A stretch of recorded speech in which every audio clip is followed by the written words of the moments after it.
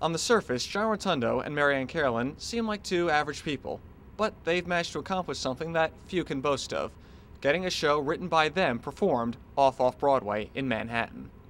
John and I started writing together well, I guess it really started when I went to Scotland his senior year. For some reason, he thought that I was going to go to Scotland to write. I really don't know why.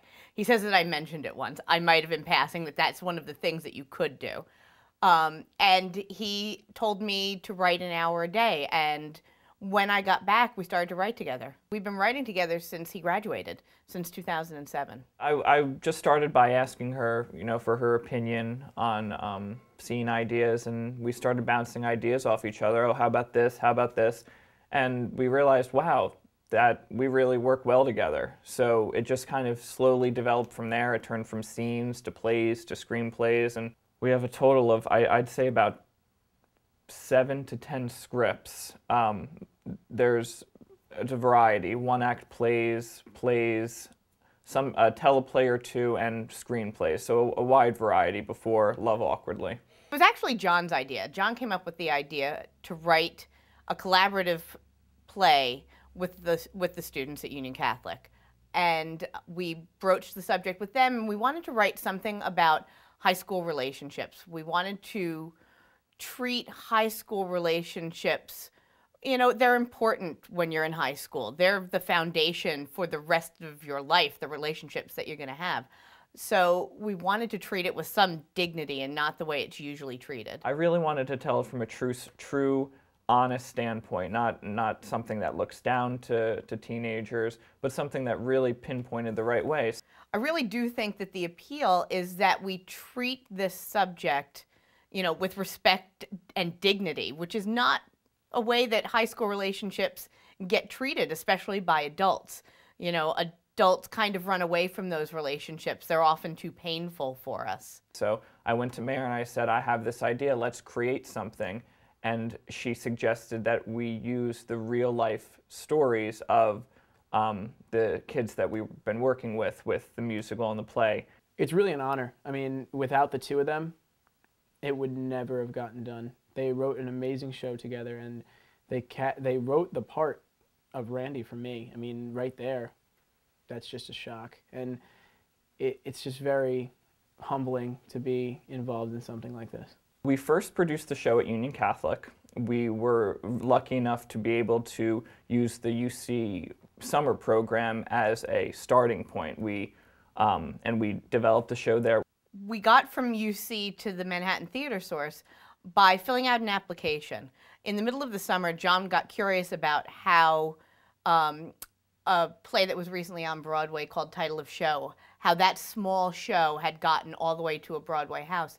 And he found out that it had started at the Manhattan Theater Source. And they do what's called a playground development series. They're very much about fostering new work by new playwrights. So we submitted Love Awkwardly, and they liked the script, and they asked us if we could bring our production over there, and of course we were more than willing. By the time we opened, it was like we couldn't even think. There was no time to think or reflect. So I kept saying, when is this going to hit us? When will this hit us? And it really hasn't yet. That we had a production in Manhattan. And I think that this was possibly the best scenario. It all happened so fast. Nobody had time to think. Nobody had a chance to be nervous. Everybody just went in and kind of put it on autopilot and did what they did best. So opening night was, did we open already? Has it happened? I don't even know. I'm really looking forward to doing this again in January because I'm hoping I get to experience some of it instead of having it blow through my life like that.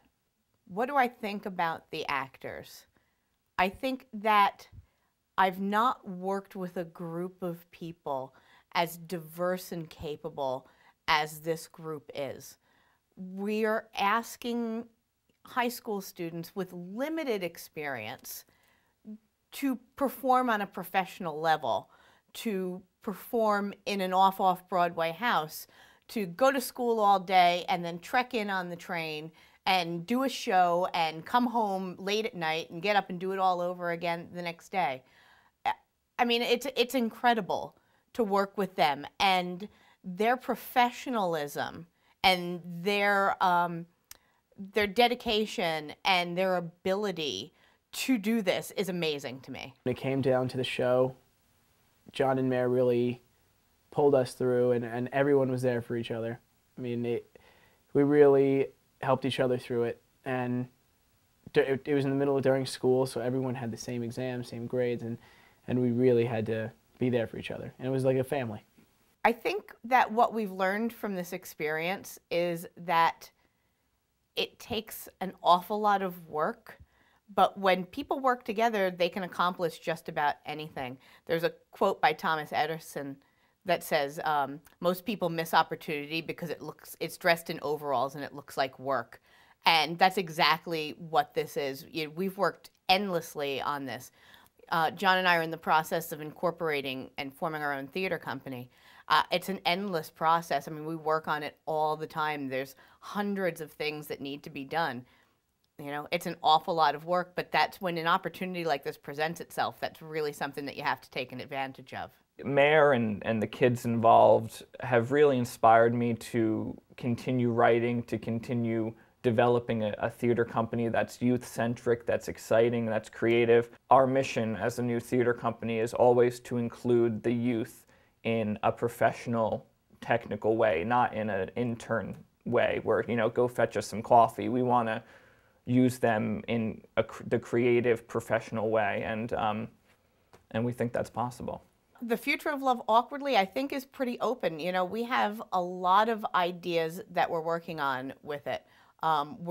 We've talked about possibly writing not necessarily a sequel to the show, but to carry the show on and write more and different things for it. Of course, I recognize that the road is long. You know, there's many people who have had successes and then failures and success and failure.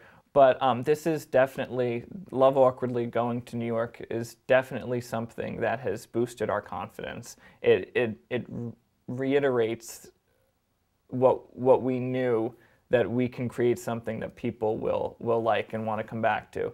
So it's definitely encouraged and inspired me to continue writing and continue doing what we're doing. It's clear that this writing duo is showing no signs of stopping. I'm Mike Brown for Hawk TV News.